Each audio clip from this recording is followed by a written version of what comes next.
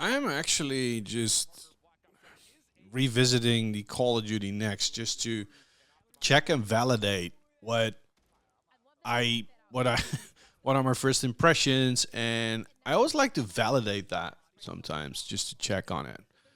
And I really don't understand this franchise anymore. I just don't, and it's a pity because I generally was a hardcore Call of Duty player. I just and maybe I just have to draw the conclusion that the game is not for me anymore, and which is fine. But what annoys the crap out of me is that they seem to get away with just selling DLCs as full price packed games. Because with all due forms of respect, whatever if you like this, fine, kudos to you. But why would you accept the fact paying for a game that virtually doesn't change year over year? And this is clearly just a DLC to Black Ops 6. It is. And yes, they have maybe changed a bit of the fonts or some looks and feel, but everything is the same.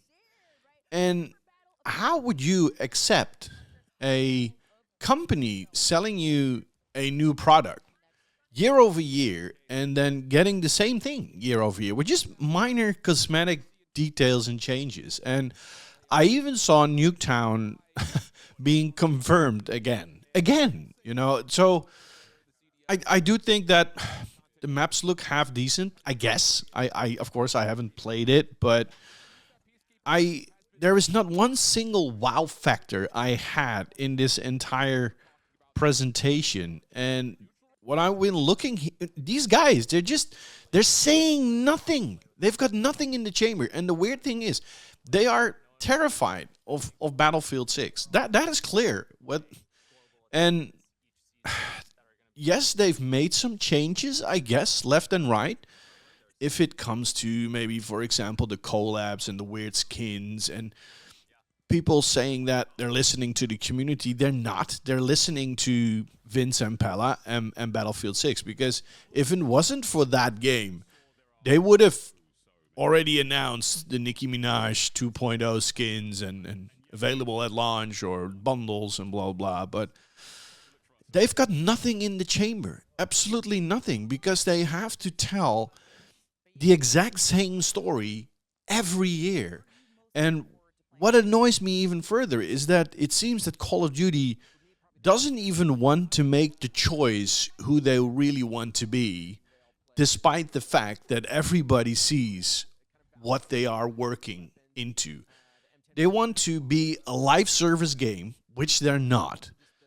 They want to be tapping in that Fortnite microtransaction type of environment, but they're not really going all in. They just release a game and stick with it, like a Rainbow Six Siege, for example. Fortnite is just one installment, and then you will get the updates. And they're so tied to that business model of selling the game every year that they have no options anymore to convince people that they need to come back every year. They've got nothing in the chair.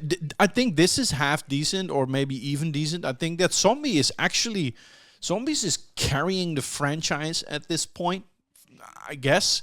I'm not that a hardcore player of Zombies. I like it sometimes, and there was a time with a couple of friends we really no-life the hell out of it, and that's fun, And solo is not really that great, but in a group, Zombies is fun.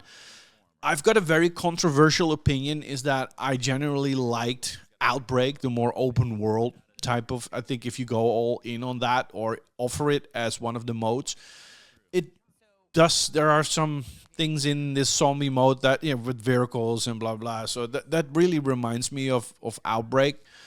But it's so sad to see that this is now carrying the franchise forward, and that they really want to be something that they have a hard time actually making the decision for it. So, I don't know, man. All the streamers combined that are now on socials telling COD is back and this is so great. The level of detail and excitement they're trying to tap into is just not there. It's not there, and that's what I said. Maybe this franchise is not for me anymore. Maybe I'm looking for groundness. I'm looking for good story mode, single player campaign, but also just a groundness to a game. And this is not grounded. It's just it's getting a bit of a meme, a funny game for me. It is, but I'm really disappointed. And but it was as expected, I guess. It was as expected because what do you actually expect from a Call of Duty next if it's every year? And look, this is Outbreak. This is I've got this is if you walk into a average room or building in that snow map in Outbreak, that's exactly how it looks. So that's also what Call of Duty is for me now. It's just rehearsing what we already have and had. And everything feels like an update, a DLC, or ask $14 for this and as an update, and then try to capitalize on microtransactions and whatever, or something like that. You need to change the business model of Call of Duty, because this yearly repetitiveness is going to hurt you in the long run, because there will be a point that people are fed up and that the critical mass who you're selling is getting too tiny. It's and I just can't imagine that this game is going to sell well, maybe or do well. And that's not because it couldn't be a great game. It's just that people are just burned out with buying the same thing every year and facing the same problem. Like skill-based matchmaking, it's still here. So if you got skill-based matchmaking and there's algorithms just working against you constantly, breaking up your lobbies, recalculating, again, you will have the most generic gameplay at a certain point. Everything feels the same. It's fun that they're trying to focus on kill streaks in this Call of Duty next. Oh, kill streaks feel so good. Mate, kill streaks are a thing of the past. They used to be overpowered, and that was actually fun.